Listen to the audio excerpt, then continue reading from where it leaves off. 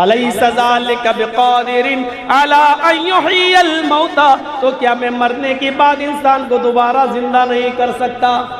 یہ مرنے کے بعد دوبارہ زندگی، موت پر ایک آیت پڑھ دی، موت کے بعد مرنے کے بعد دوبارہ زندگی یہ ہونا ہے۔ اب دوبارہ زندگی کے بعد سنیے میرے پیارے ساتھیوں، ابھی جنت و جہنم نہیں ملی، اب قیامت کا منظر ہے، اور یہ وہ قیامت کا منظر ہے۔ آئے ہائے، اللہ کے نبی قرآن پڑھ رہے ہیں، صحابہ کرام کہتے ہیں اے اللہ کے نبی آپ کی عمر ابھی اتنی زیادہ نہیں ہوئی جتنی لگ رہی ہے، آپ کی عمر ابھی 50-55 سال ہے، اور آپ لگ رہے ہیں جیسے 70-80 سال کے ہو گئے ہوں، سارے بال آپ کے سفید ہو گئے، داڑھی کے بال آپ کے پک گئے، قبل از وقت بڑھاپا کیسے آ گیا؟ اے اللہ کے نبی آپ کی عمر میں اتنی نہیں ہوئی جتنی دکھائی دے رہی ہے، وقت سے پہلے بڑھاپا کیسے آپ کے اوپر آ گیا؟ اللہ کے نبی نے کیا کہا؟ اگر آج کسی سے پوچھا جائے بھائی صاحب کیا ہوا بڑی جلدی بال سفید ہو گئے تمہارے؟ ارے مولانا پوچھو نہیں، 4 بیٹیاں ہیں، سب کی شادی کا ٹینشن ہے ہم۔ اللہ کے رسول کہتے ہیں کہ مجھے بھی ٹینشن ہے، لیکن اے میرے ساتھیوں میری بھی 4 بیٹیاں ہیں، زینب، رقیہ، ام کلثوم اور فاطمہ، مجھے 4 بیٹیوں کی شادی کے ٹینشن سے ہم نے بوڑھا نہیں کیا ہے۔ آپ کا جواب کیا تھا؟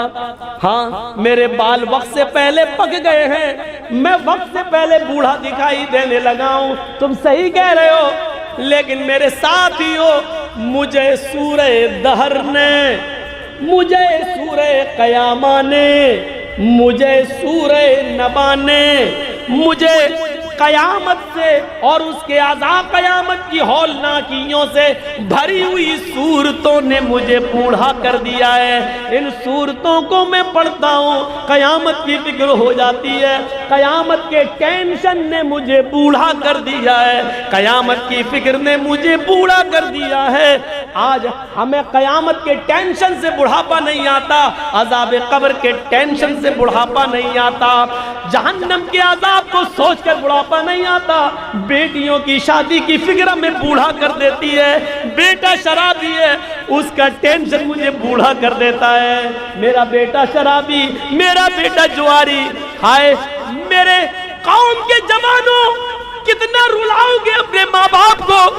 یہ تمہارے ماں باپ ہیں، جب تک تم رات کے 12 یا 1 بجے تک باہر رہتے ہو، جب گھر پہ آتے ہو تم سمجھتے ہو میری ماں سو گئی ہوگی، تم سمجھتے ہو کہ میرے باپ سو گئے ہوں گے، لیکن حقیقت یہ ہے کہ تمہاری ماں اور تمہارے باپ اس وقت تک نہیں سوتے جب تک کہ تم خیر و عافیت سے گھر نہ آ جاؤ۔ میرے نو قوم کے جوانوں، اپنے بوڑھے ماں باپ کے اوپر اتنا بوجھ مت ڈالو۔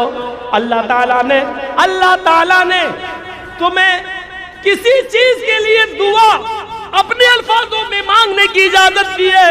اللہ میرے کاروبار میں برکت دے، یہ تم مانگ سکتے ہو۔ اللہ میری بیٹی جوان ہے، اس کے لیے نیک لڑکا دے، یہ تم اپنے الفاظوں میں مانگ سکتے ہو۔ لیکن ماں باپ کا مقام اتنا اونچا ہے کہ اللہ تعالیٰ نے خود دعا سکھلائی ہے۔ اے میرے بندو، اپنے ماں باپ کے لیے تم جب بھی دعا مانگو تو تم اپنے الفاظوں میں نہیں بلکہ میری سکھائی ہوئی دعا مانگو۔ رب ارحمہما، رب ارحمہما کما ربیانی صغیرا، اے ہمارے رب ہم دونوں پر ویسے ہی رحم فرما جیسے ان لوگوں نے بچپن میں میرے اوپر رحم فرمایا ہے۔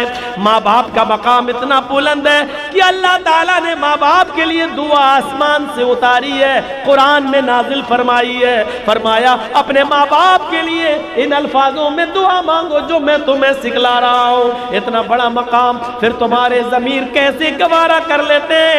رات کے 12 1 بجے تک تم گھروں سے باہر رہتے ہو، تمہیں اپنے ماں باپ کی فکر نہیں ہے۔ تمہاری بیویاں شکایت کرتی ہیں کہ دیر سے آتا ہے ہمارا شوہر، عورتیں اپنے مردوں سے کہتی ہیں تم دیر سے آتے ہو۔ ہاں عورتیں یہ شکایت کر سکتی ہیں، ان کا حق بھی ہے، لیکن میں عورتوں کو بھی ایک نصیحت کرنا چاہوں گا۔ میری ماں اور بہنوں، اگر تم اپنے گھر کے اندر بن سور کر نہیں رہتی ہو، اچھے کپڑے پہن کر نہیں رہتی ہو، اگر تم اپنے گھر کے اندر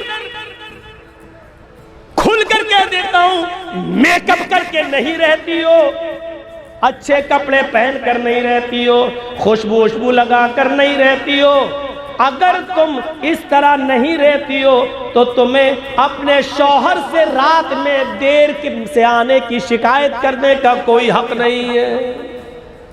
سن لو بہت صاف الفاظ میں، اگر تم گھر میں بن سور کر نہیں رہتی ہو تو تمہیں اس شکایت کا کوئی حق نہیں ہے کہ میرا شوہر دیر سے آتا ہے۔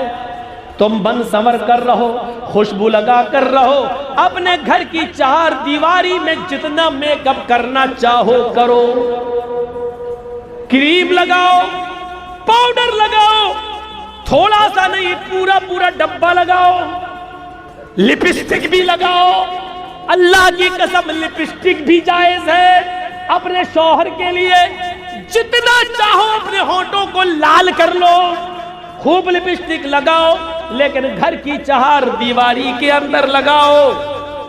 میری بہنوں، میری ماؤں، اگر تم گھر میں اس طریقے سے رہو اور پھر بھی تمہارا شوہر دیر سے آئے تو تم دیر سے آنے کی شکایت کرنے کا حق رکھتی ہو کہ میں تو بن سور کر انتظار کرتی ہوں اور یہ دیر سے آتا ہے، آپ کو حق ہے، لیکن گھر میں بھنگن بن کر رہو گی، چڑیل اور ڈائنوں کی طرح بن کے رہو گی، بال بکھرے پڑے رہیں گے، باورچی خانے میں گھس کر اس طرح نکلو گی کہ بدن سے بدبو آئے، تمہارا پسینہ بدبو چھوڑے، پھر یہ شکایت کرو کہ میرا شوہر دیر سے آتا ہے، تو تمہیں شکایت کرنے کا کوئی حق نہیں ہے، کوئی ادھیکار نہیں ہے۔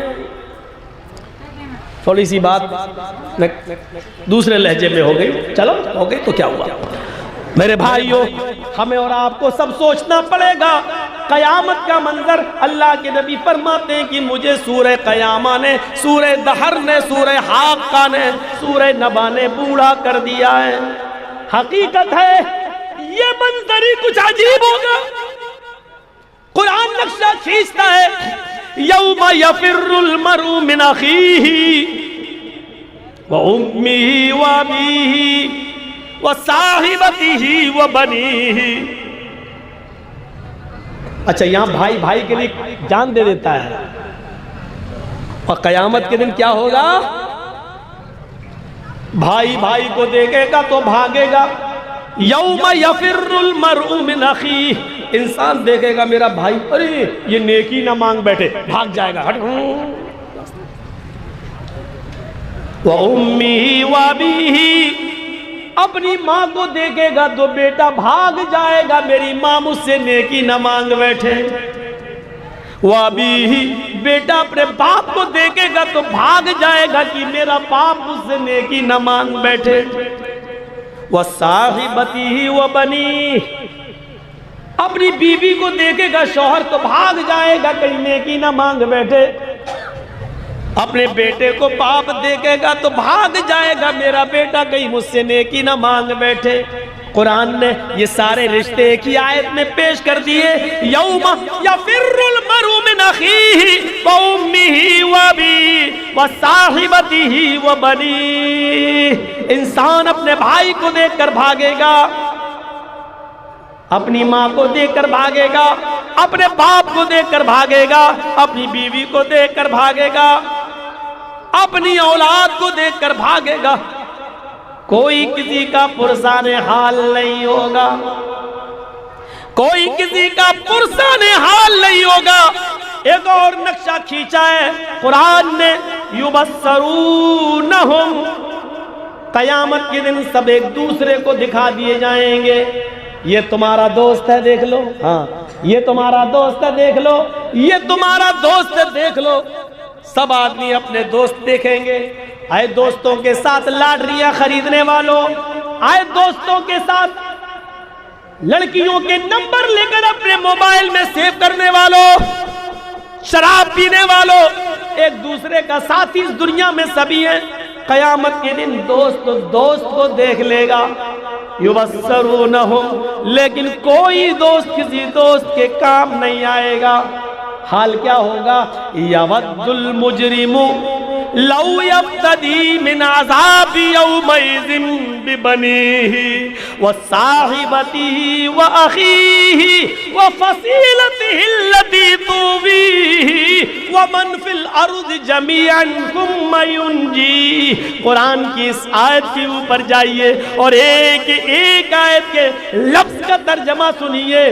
क़यामत का दिन है, दोस्त दोस्त के सामने खड़े हैं, एक दूसरे को दिखा दिया गया है, लेकिन मुजरिम वहाँ खड़ा है, क्या करेगा, क्या कहेगा? यवद्दुल मुजरिमु, मुजरिम ये चाहेगा, मुजरिम की तमन्ना ये होगी, लौ यफ्तदी मिन अज़ाब यौमइज़िन बिबनी, आज के दिन के अजाब से मैं किसी तरह बच जाऊं। वो मुजरिम खड़ा होगा। नौजवानों जरा नक्शे को इस तरफ देखिए, मेरे चेहरे की तरफ देखिए, मेरी आंखों में आंखें डाल कर देखिए। कुरान कहता है यवद्दुल मुजरिमु लौ यफ्तदी मिन अज़ाब यौमइज़िन बिबनी। आय अल्लाह, ये मेरा बेटा है, इसी के लिए मैंने कमाने में लगाकर अपनी जिंदगी खराब की थी, इसी का घर मकान बनाने के लिए मैंने अपनी आखिरत बर्बाद की थी, इसी के लिए जमीन और जायदाद और बिल्डिंग बनाने के लिए मैंने नमाजें छोड़ दी थी, आखिरत बेकार की थी। आय अल्लाह, मेरे बेटे को जहन्नम में डाल दे, लेकिन मुझे बचा ले। लौ यफ्तदी मिन अज़ाब यौमइज़िन बिबनी, ये मेरी औलादें मैं फिदिये में दे रहा हूँ। आय अल्लाह, तू इनको ले ले, इनको जहन्नम में डाल दे, लेकिन मुझे बचा ले।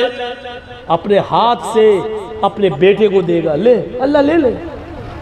वो मेरा बेटा, आज भी मुझसे पूछो, मैं अपनी मिसाल दे रहा हूँ, आप हमसे भी ज्यादा मोहब्बत करने वाले होंगे अपने बेटे से। एक मरतबा घर से मैं जलसों में था, फोन आया, पेट में दर्द है। यकीन मानिए उस दिन की तकरीर मुझसे अच्छी नहीं हो सकी, टेंशन में सवार हो गया।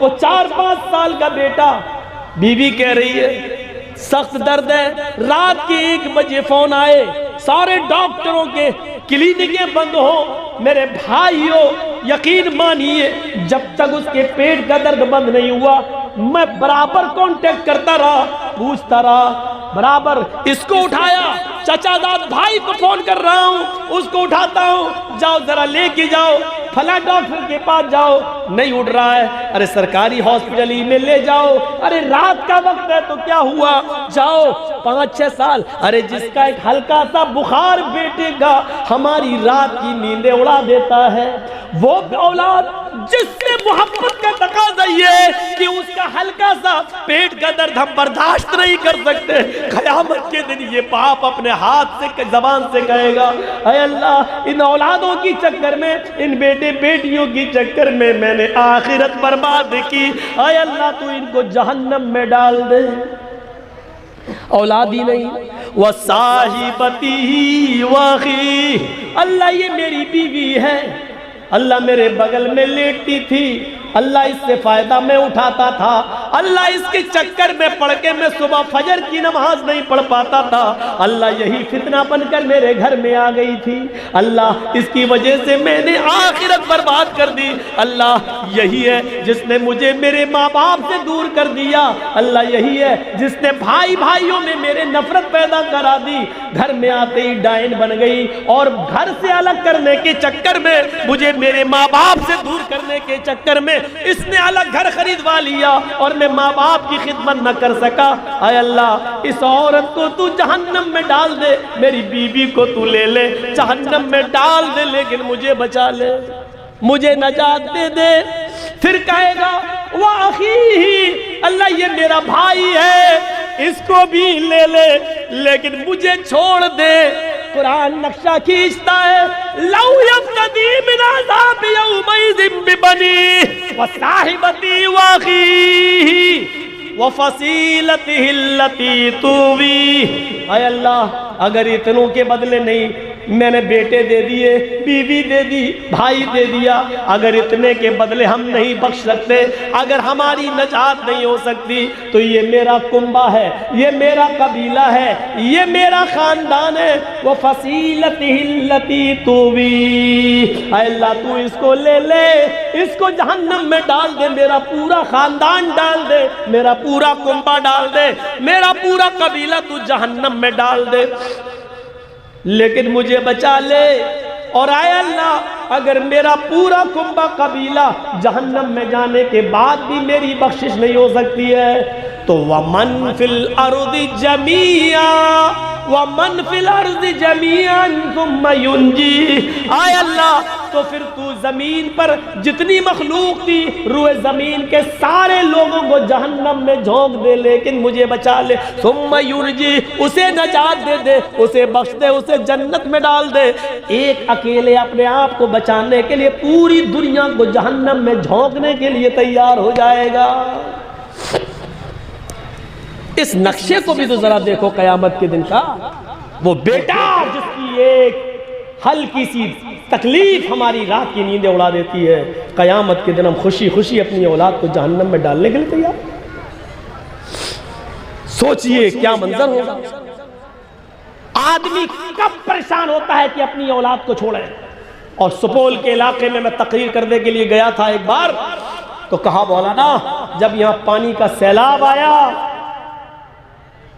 تو ایک آدمی کے بیوی بچے سب پانی میں بہہ گئے، اور سپول کا ایک آدمی ہم کو بتا رہا تھا کہ مولانا میں نے سب سے چھوٹے بچے کو میں نے اپنی گود میں لیا اور کسی طرح میں پیڑ پہ چڑھنے میں کامیاب ہو گیا، اس کو پکڑا رہا، پیڑ پہ چڑھا، لیکن پانی اس درخت تک آ گیا، ایک ہاتھ سے درخت پکڑے ہوئے تھا، دوسرے ہاتھ سے میرا چھوٹا سا بچہ میں پکڑے ہوئے تھا، پانی پیڑ تک پہنچ گیا۔ اب ایک ہی راستہ تھا، اگر اس ہاتھ سے میں دوسری ٹہنی کو پکڑ کے چڑھوں تو اس بچے کو چھوڑنا پڑے گا، اور نہیں چھوڑ رہے تو بچہ بھی جا رہا اور میں بھی ڈوب رہا ہوں۔